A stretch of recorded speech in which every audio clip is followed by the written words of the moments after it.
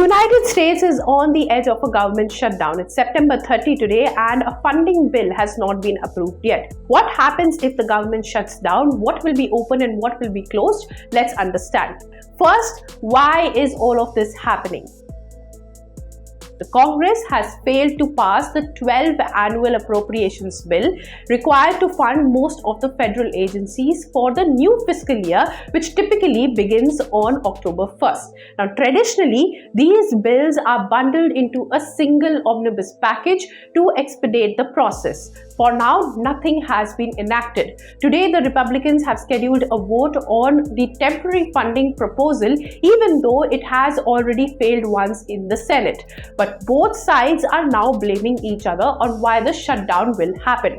The central issue driving this year's funding battle is the future of certain healthcare subsidies under the Affordable Care Act. Now, these subsidies help millions of Americans by reducing the health insurance premium for roughly 24 million Americans, and that is expiring by the end of this year. Democrats want these credits to become permanent, while Republicans insist that healthcare policy should not be tied to government funding. They say that they're ready to discuss the ACA subsidies separately, but not during the negotiations that determine whether the government will shut down or not. Now, the dispute centers on $1.7 trillion in discretionary spending, which covers the operating budgets of the federal agencies. Now, the amount represents a quarter of the government's total $7 trillion budget.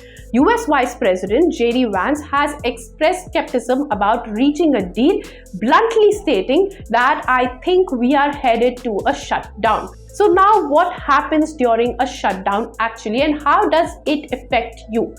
Well, this is not the first time that the government has shut down. The latest, in fact, happened during Trump's presidency only in 2018-19. During a shutdown, agencies must distinguish between essential and non-essential functions. Essential employees continue to work but without pay until the funding is restored. Meanwhile, non-essential employees are furloughed. So what does essential workers actually mean? It means active duty military personnel, your federal law officers, transportation security administration agents, and air traffic controllers. Now, employees at the federally funded hospitals are also coming in this category of essential workers. Meanwhile, non-essential employees are placed on temporary unpaid leave. Under a 2019 law, they are guaranteed back pay once they return after the funding is restored. However, this time it is uncertain if they will have their jobs back. The White House has asked agencies to prepare a mass firing plan if there is a government shutdown, meaning permanent layoffs. Now, what services will be affected for you as a citizen of America? First, air travel. While the air traffic controllers and TSA agents keep working, delayed paychecks can lead to staff shortages as employees protest can be coming in and they might not report to work. Second, national parks. These sites have historically been affected during a shutdown. Third, small businesses, grants, and federal courts. Many of these functions also depend on an annual appropriation and could be delayed or halted entirely. Now, what will be open though?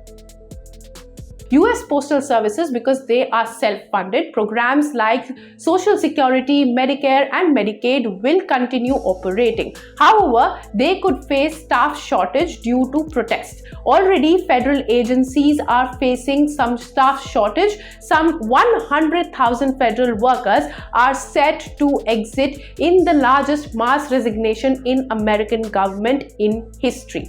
By the year end, this number is projected to reach 300,000, making it the most significant single-year reduction in civilian workforce in the federal government since the World War II. Trump had announced the DRP on 28th of January this year, offering civilian federal workers the option to resign by 6th of February in exchange of full pay and benefits through 30 September without performing any of their duties. This is expected to cost $14.8 billion in 2025. Meanwhile, the shutdown may create ripple effects across the economy as well.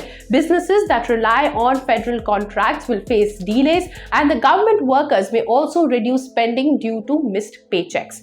Now, the impact is already seen. The Department of Health and Human Services are preparing to furlough 41% of its employees. The Department of Labor says that economic data release, including the job report of September, will be suspended. The Bureau of Economic Analysis says that it will stop publishing GDP stats, and the Veterans Affairs Department would also stop maintaining the cemeteries. Trump's Monday meeting was supposed to be a breakthrough, but no deal was reached, and the Congress has till midnight of 30th September to pass a funding bill, or the shutdown will be a real thing, affecting thousands of federal workers and disrupting services for citizens and also causing an economic impact. What do you think about this? Let us know in the comments, and like, share and subscribe to ET Now for more such news and views.